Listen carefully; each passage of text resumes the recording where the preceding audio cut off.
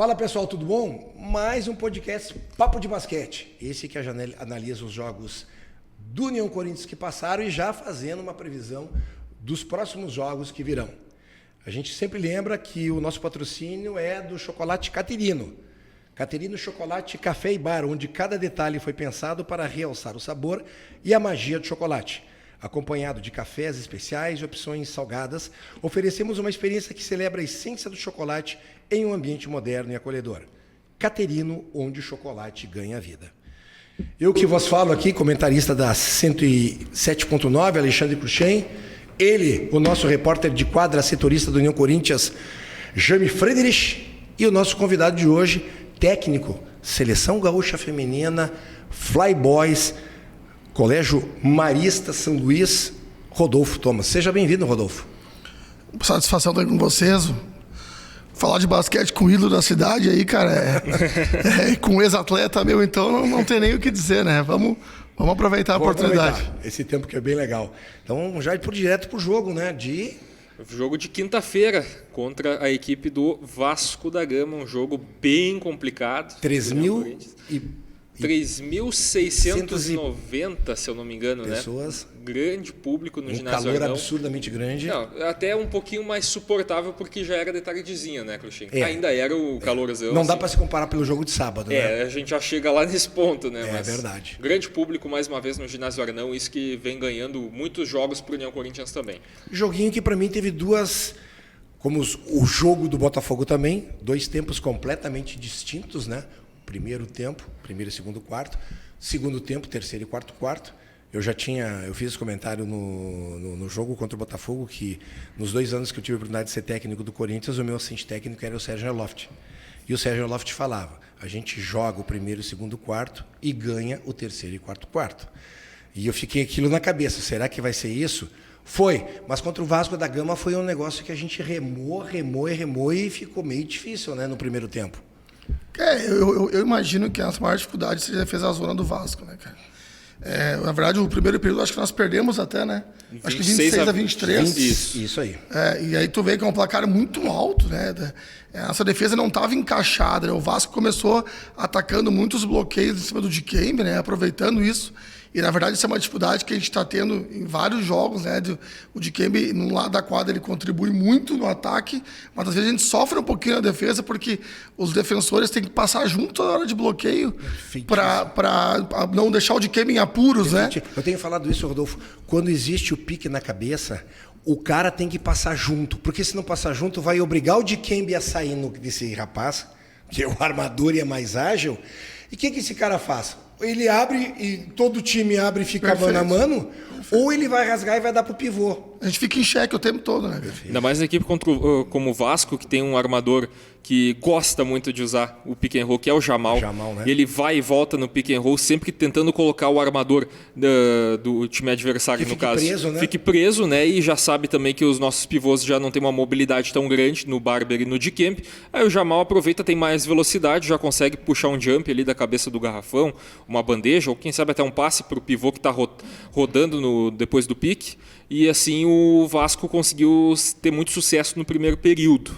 Exatamente, mas aí foi que o Rodrigo voltou marcando zona. Vocês têm essa lembrança? Sim. E aí nós melhoramos, porque daí o Marquinhos foi muito bem marcado, eles saíram no Marquinhos e deram volume para os outros, né?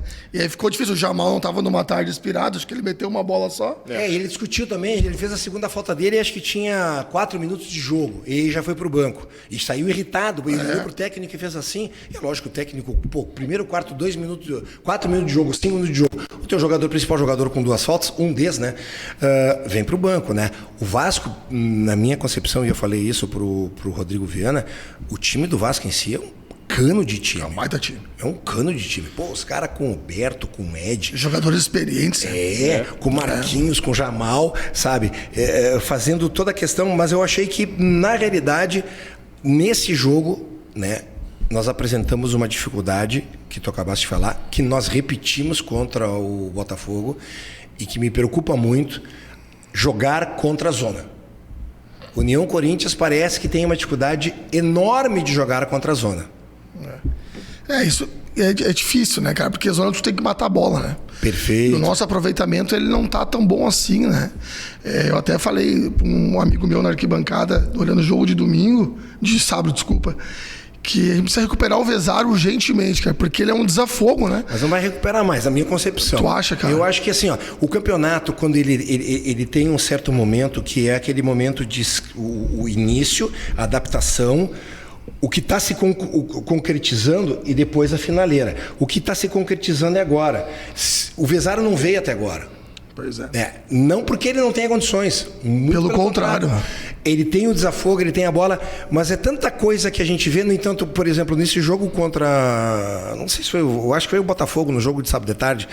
Ele saiu num pique completamente livre do jeito que ele gosta de sair. Quando ele pegou a bola e saiu para chutar, o juiz estava marcando falta de ataque do Barber. E a bola caiu. Sim. Porque é aquela bola que, de repente, meti, vai me dar moral. E ele está numa sequência, e ele tem uma dificuldade muito forte de marcação. Ele tem uma dificuldade de marcação, como o Vitinho tem uma dificuldade de marcação. Eles não saem juntos, seus jogadores, né? O Vitinho está numa ascendente, né? O Lanaras está numa ascendente. E isso tem ajudado muito ao técnico a poder montar esse escopo do time com a falta do Veríssimo. E o Veríssimo até passando já... informação / algo que eu já ouvi de bastidores, e a princípio ele volta no mês de março. Agora, ele pode ser já dúvida. Contra o Flamengo, possivelmente. Já contra o Flamengo pode ser dúvida. Sim. Né? Aquela questão lá de ver durante o aquecimento, né, se tem condições ou não, assim como já foi visto com o Fabrício Russo nos últimos jogos, aí no jogo contra o Vasco mesmo. Isso. Ele foi aprovado para a partida durante o aquecimento. Então, o Veríssimo é um jogador que tem essa situação também, mas bem provável que volte ao longo do mês de março. Seria um baita reforço para a equipe, ainda mais com a ascendência aí do Vitinho e do Lanaras, que já estão contribuindo mais. Sem dúvida. Com outros jogadores que já vêm contribuindo há mais tempo, o Johnny, o Dikembe, o próprio Dwayne Johnson também, claro. Mas a adição do Veríssimo nesse momento seria muito importante. Mas eu acho que também, sem dúvida, né? O Veríssimo é um cara que quando ele se machucou, ele era nosso melhor jogador. Perfeito, né? Perfeito. Mas assim, eu não sei o quanto que tá a lesão dele, quanto que ele tá treinando já de contato, né? Porque não sei se contra o Flamengo era legal voltar ele, sabe? Com certeza. Talvez não seja esse o nosso jogo, sabe? Pode. Agora, que né? de repente não vai valer nada. Não é que não vai valer nada. É que é um jogo que a gente sabe que é um time tecnicamente mais elevado que a gente. E ele é menino, daqui a pouco ele não vai conseguir dosar um meio termo, vai querer ir às ganhas e daqui a pouco se machuca de novo, né? Deixa eu só me expressar melhor em relação à questão do Vezaro. Porque isso pode ser interpretado de várias coisas, até porque a gente está dando opinião aqui e tudo mais, né? Sim. E eu não quero jamais dizer que o cara não tem condições, muito pelo contrário. Eu acho que o momento que o Vezaro está passando agora, eu acho que não tem como ele recuperar aquele basquete que ele vinha vindo. Pode ser que eu morde a língua. O basquete é feito de vários compostos. O primeiro composto é tu acreditar em ti mesmo. O segundo composto é tu acreditar em ti mesmo. E o terceiro também. Quando eu cobrava lá de cima das atitudes do Vitinho como jogador, o Vitinho, quando ele entrava em quadra e fazia um corte no pique do pivô nosso, seja o Dikembe ou o Barber, quando ele subia para a cesta, eu, Jaime, tu, Viana, metade da torcida sabia que ele ia passar a bola. Isso é verdade. Então, ele mostrava isso pra gente. Quando o passe era negado, ele tentava o chute. Naquela passada de meio que jump com bandeja. É a bolinha do Huertas, né? O Huertas faz muito bem. Exato, essa bolinha do Huertas, né? Aí, às vezes, às vezes pinga no ar, o chute desequilibrado e tudo mais. E eu cobrando. Cara, ele faz mais que isso. No momento que ele botou na cabeça, aí eu não sei qual foi o momento, se foi ele mesmo, se alguém chegou e buzinou nele, ele fez. E ele foi. Mas aí ele acreditou em si mesmo. No Vezaro a gente não vê isso. A gente continua vendo as atitudes de apatia dele quando não mete uma bola. E de insegurança para chutar, ou de repente, aquele chute mais perto, que a gente sabe que ele é o gatilho, ele veio para fazer esse desafogo. Mas eu não vejo nele uma opção, um corte forte. Porque ele corta, mas ele é lento. Então o cara consegue recuperar. Ele não joga de 5 lá embaixo, entre aspas, né? Faz o poste baixo. Então essas coisas vão te tirando um pouco a leitura do jogo que de repente possa ajudar. Mas acho que um jogador importante. Mas ele perdeu espaço, como o Pedro Nunes, que também perdeu um espaço enorme. A A gente não pode esquecer que ele era titular desse time. Sim, começou a temporada. Hoje ajuda muito. Contra o Vasco da Gama foi um cara que entrou para marcar o Marquinhos e muito bem. Ele te dá entrega, né? Isso. Ele entrega energia, né? Ele traz energia. Só que eu faço essa leitura às vezes. Quando tá ele e o Vezar em quadra, eu falo, o time tá proposto a nesse ataque, tá indo só com 3 caras para definição. Sim. Porque tu perde o potencial do Vezaro, que tá sem moral, não tá legal, e tu perde o potencial do Pedro, porque o Pedro tem uma definição horrível de chute. Ele não chuta bem de 3 pontos. É um cara que vai para dentro, que corta e tudo mais, mas faz muito pouco isso. E a gente nota que a primeira atitude quando isso... eu tinha um técnico chamado Flor Menezes, que ele falava... E o Valdir Bocardo falava muito isso. Tu pega a bola, cara. Quando tu pega a bola, o que tu faz? Não, eu pego a bola, eu olho para a bola errado. Olha para a cesta. Primeira coisa que tu pega a bola, tem que olhar para a cesta. Lógico. Isso é beabá do basquete. Aí eu fiquei pensando, ele tem razão. E o Flor Menezes já falava isso. Pega a bola e eu quero atacar. Porque o meu marcador vai ficar... O que ele vai fazer? Será que ele vai chutar? Será que ele vai me cortar? E o Pedro Nunes, ele pega a bola e... Mas que o próprio Vezar não tem olhado para a cesta. Exato. O Vezar teve um lance agora contra o Botafogo, que ele recebeu a bola da zona morta, assim, o cara 2 passos para trás dele. E ele já passou. E um chutador, essa bola, tu tem que estar chutando o aproveitamento que ele tem, né? Que ele veio para cá com o melhor aproveitamento da liga, eu acho, ano passado. Ano passado foi. Então essa bola ele tem que chutar, né? Mesmo que ele esteja no bom momento, ele tá livre. Eu tenho certeza que o Rodrigo dá essa liberdade para ele. Dá, no entanto que tem colocado ele no jogo. Eu tenho certeza. A única coisa que eu falo às vezes é que eu digo, poxa, a gente tá tentando buscar um jogo e o time tá 3 jogadores, Pedro e Vezaro. Será que esse é o momento de estar esses caras juntos? Mas é a leitura que o Rodrigo faz.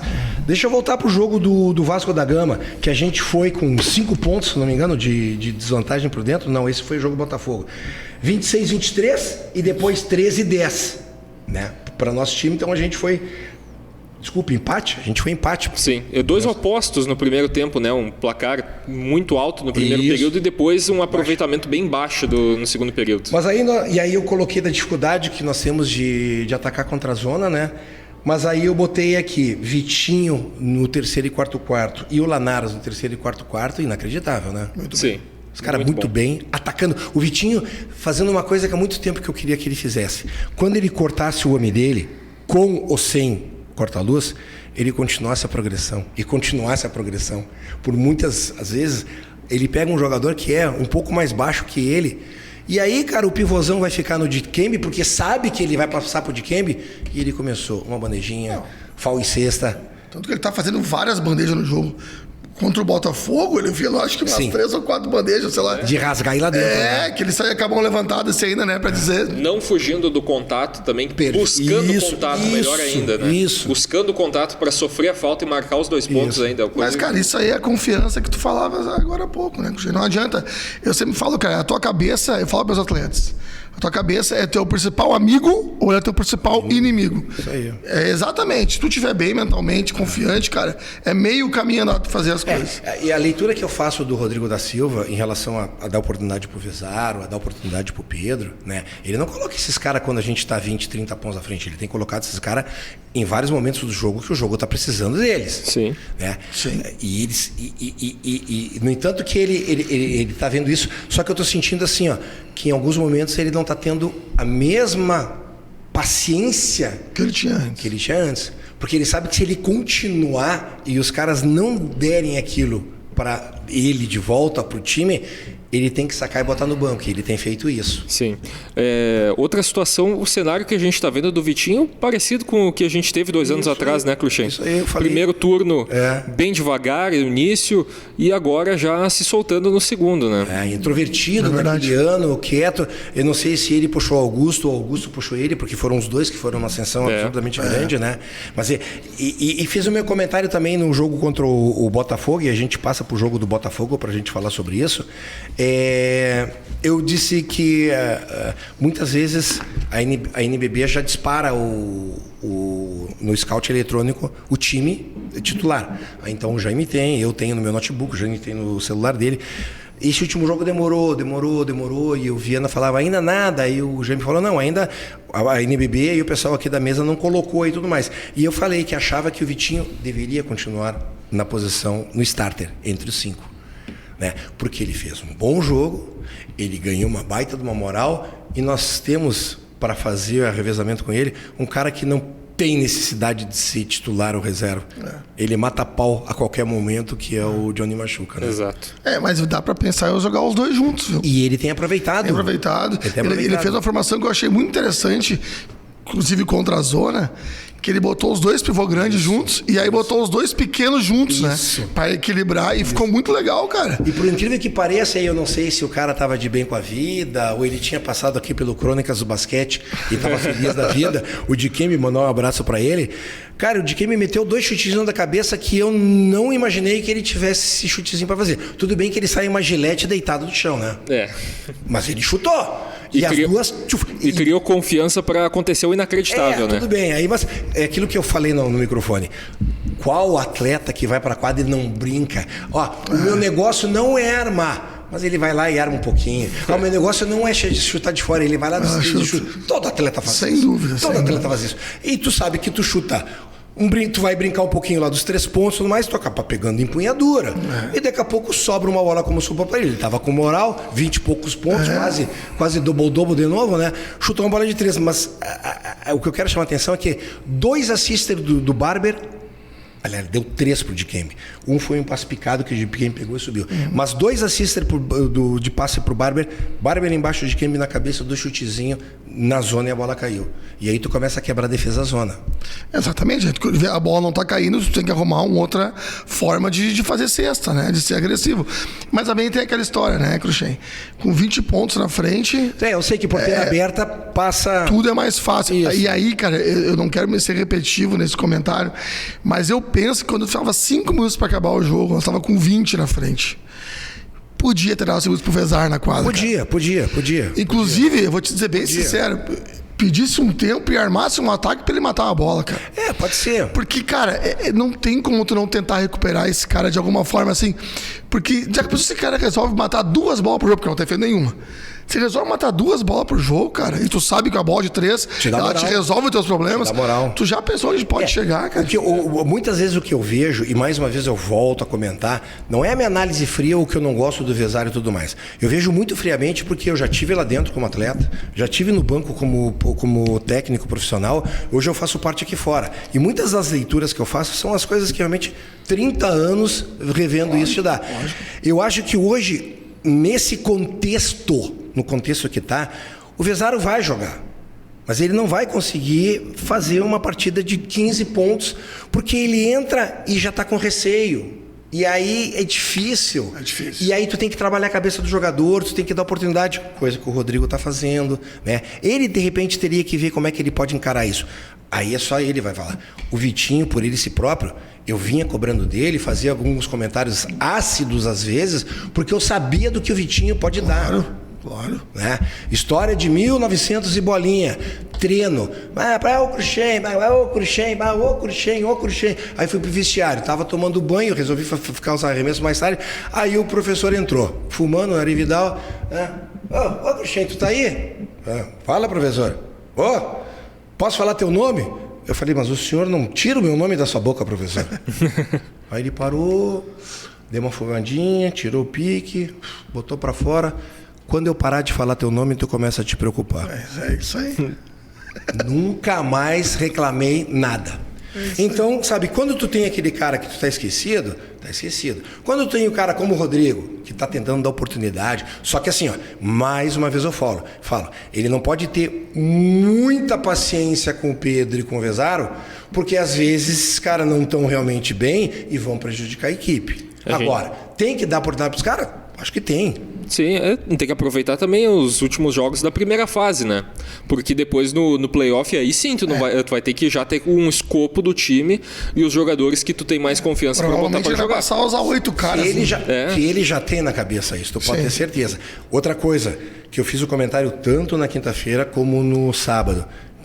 Jogar com 40 graus lá dentro... É complicado. É complicado. Então, ele fazendo esse rodízio de jogador é o mais importante que ele pode. Sem dúvida. Para descansar os caras, deixar os caras no banco um pouco, relaxar, repor sais minerais, tomar um Gatorade que o Luciano faz lá e tudo mais. Isso é importante pro jogador. Não tem jogador...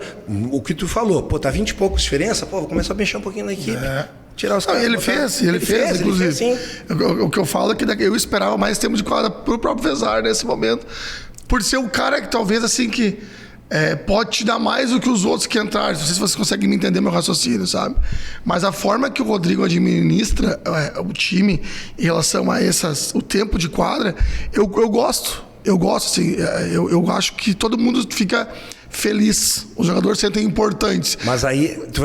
Esse mas é o mesmo que eu ia dizer agora. Tem horas que não precisa ter tanta troca. Tem horas que tem que dar um pouquinho mais tempo de quadra para os principais jogadores. Teve até penso que teve alguns jogos que poderia ter feito diferente.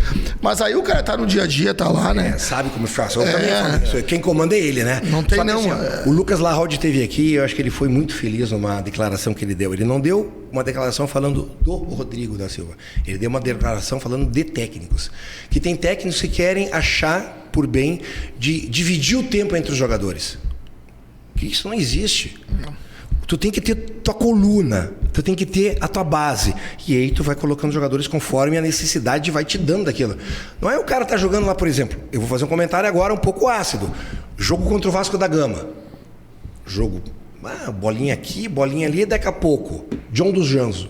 Pá, cravada. Daqui a pouco, John dos Anjos. Tchuf, bola de 3.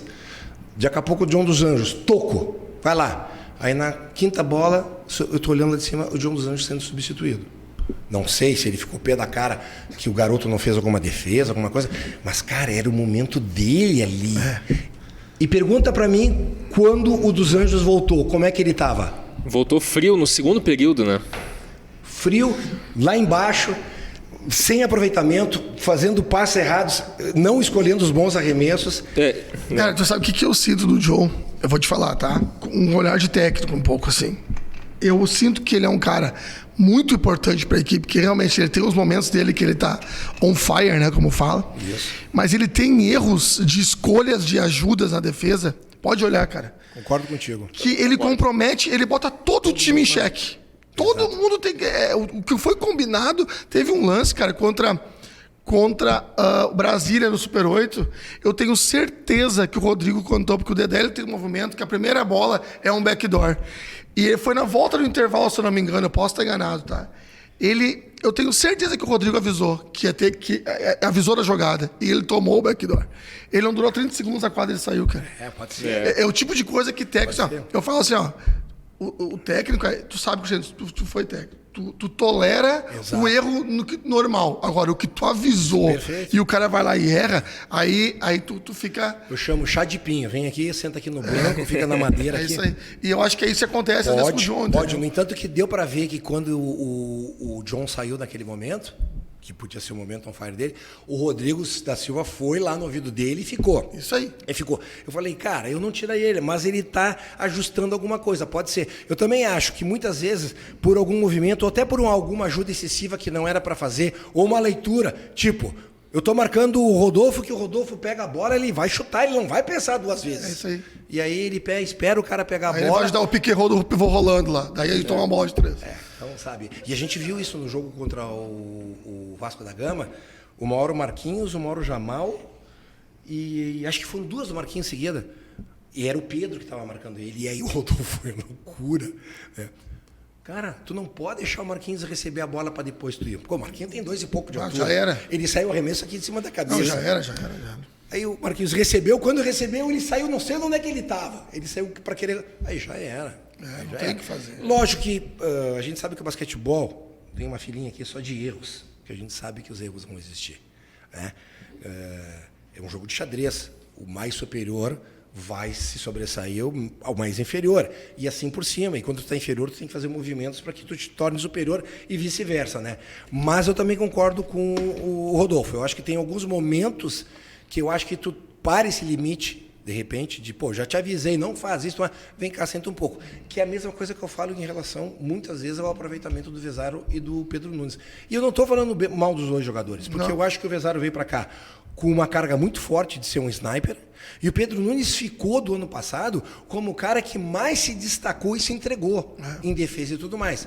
Mas aí, de repente, o time deu uma subidinha um pouco tecnicamente, né? E eu não vi o Pedro Nunes acompanhar.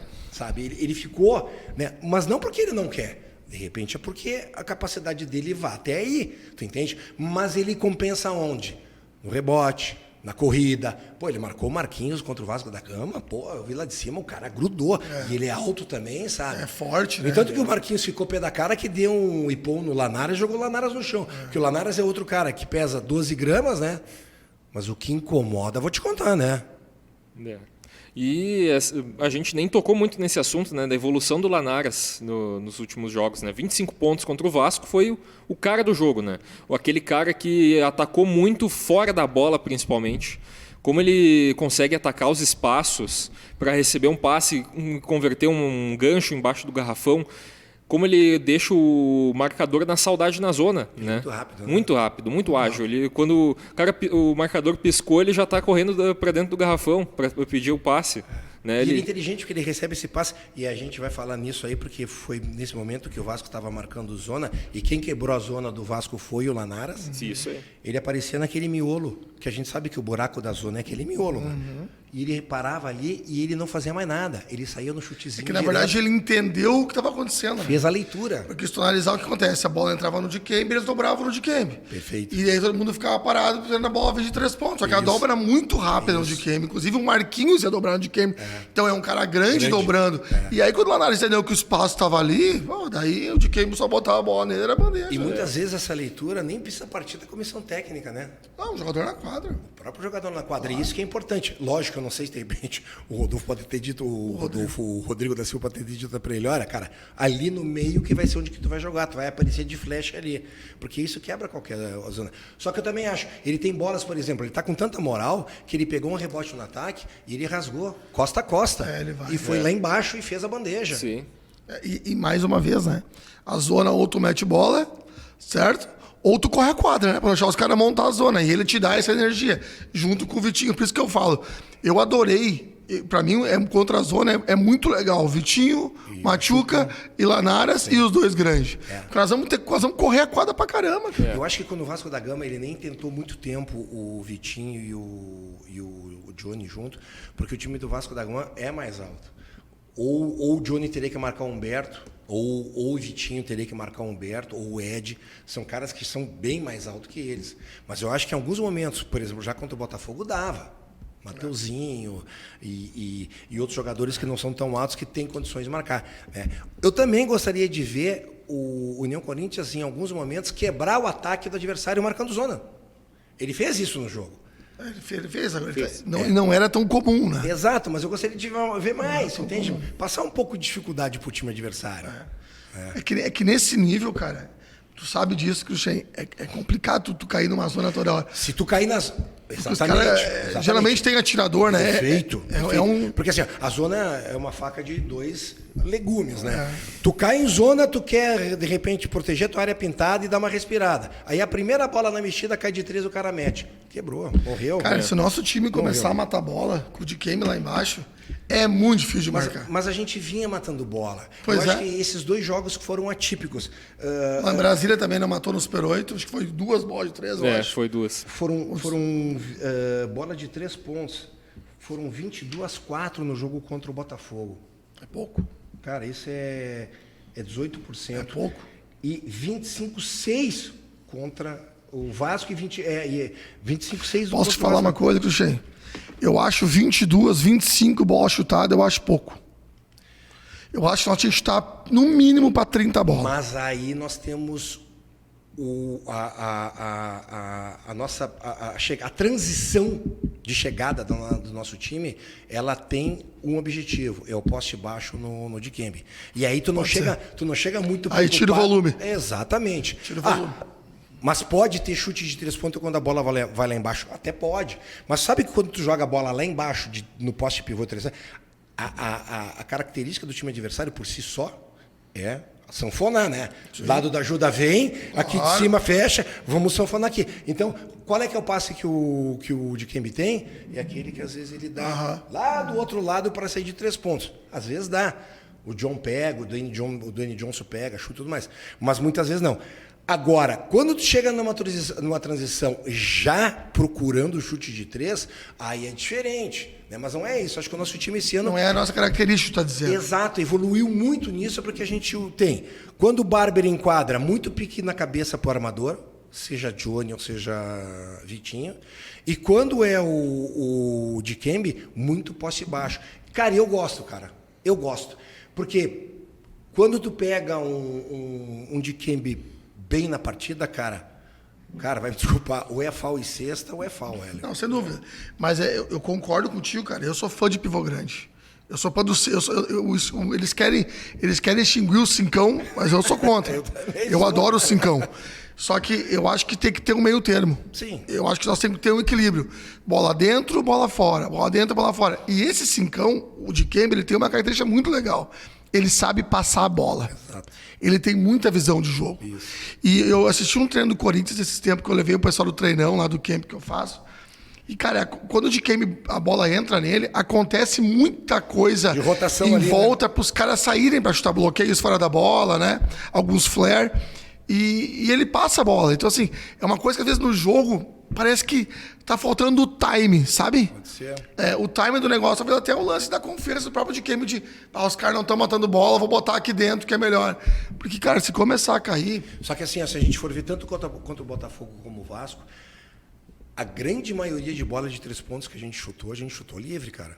Não teve aquele chute contestado, sabe aquele chute com o cara... A gente chutou livre. A gente está trabalhando bem a bola para conseguir o arremesso. Então, quando tu trabalha bem e sai um chute livre dos 3 pontos, o técnico tem uma coisa para dizer. Tô fazendo o movimento certo. Tem um jogador que eu tô sentindo falta agora, claro, tá voltando de lesão agora, mas que já mostrou que tem contribuição no arremesso do perímetro, é o Fabrício Russo. Mas jogou, mas... Chutou 2, 3 bolas, mas não caiu. E aí, aquilo que eu falo, eu acho que o estupim agora, da vela que tu liga, como é que é aquele o pavio, eu acho que agora ele tá ficando um pouco mais curto, tu entende? Sim. E eu acho que, de repente, ele chutou 1, 2 aqui, daqui a pouco vem pro banco, meu filho, vamos ver se é outro. Mas eu também acho que ele tem um chute muito bom, né? Sim, ele é o cara que fez esses arremessos quando o time mais precisava, né? Um arremesso super contestado, e o Fabrício Russo estava lá para converter esse arremesso, né? Coisa que a gente queria que, se o Vezaga conseguir contribuir isso também ao longo da temporada, aí, fechou. Tem um time que está disputando pelo título daí. O Fabrício Russo, ele tem uma característica muito legal, cara, que ele mete bolas importantes. Sim. Aí ele mata 2 bolas no jogo, mas são bolas que ou que tu tá atrás em ascensão, ou que tu tá passando, sabe? Nunca é bola que tu tá 20 pontos na frente. Aquele jogo contra o Fortaleza no início do campeonato russo foi um lança-chamas no início do jogo, né? Quando o Fortaleza estava encrespando o jogo, quando o McClanahan ainda não tinha saído lesionado, né? Tava lá o Fabrício Russo para matar 4 bolas de 3 só no primeiro tempo, né? Cara, é esse cara que eu acho que o União Corinthians precisa também, né? Que ele é um cara que vem do banco para fazer isso, também é o mais importante destacar isso, é o cara que vem do banco para fazer esses arremessos. Então, eu boto muitas fichas, né, nesse retorno agora do Fabrício Russo. Vocês viram que o contexto de uma equipe, e a gente sempre faz a leitura, né? A gente teve o momento do Dwayne Johnson, a gente teve o momento do Dikembe, a gente teve o momento do Veríssimo, agora a gente do John dos Santos, que foi lá e brigou pela titularidade, agora a gente está tendo o momento do Vitinho, né? O Veríssimo tá por vir, ou seja, cara, o time está mostrando que está ficando casca grossa com isso. E nessa questão do casca grossa, quando eles todos resolverem jogar bem, e quando eu falo bem, é entregar todos. Cara, olha que legal o jogo contra o Botafogo. Dikembe, 23 pontos, Lanara, 19 pontos, Vitinho, 13 pontos, Barber, 12 pontos, Dwayne Johnson, 12 pontos. 5 jogadores acima de 2 dígitos. Cara, isso é muito ponto. Isso é o sonho de qualquer técnico. Exato. É isso que eu falo. Então, o Rodrigo da Silva está tendo essa tranquilidade, né? É lógico que ele deve ter que administrar algumas coisas que todo técnico precisa. Nada é fácil lá dentro, né? Mas acho que o momento... Eu acho que assim, não sei se alguém...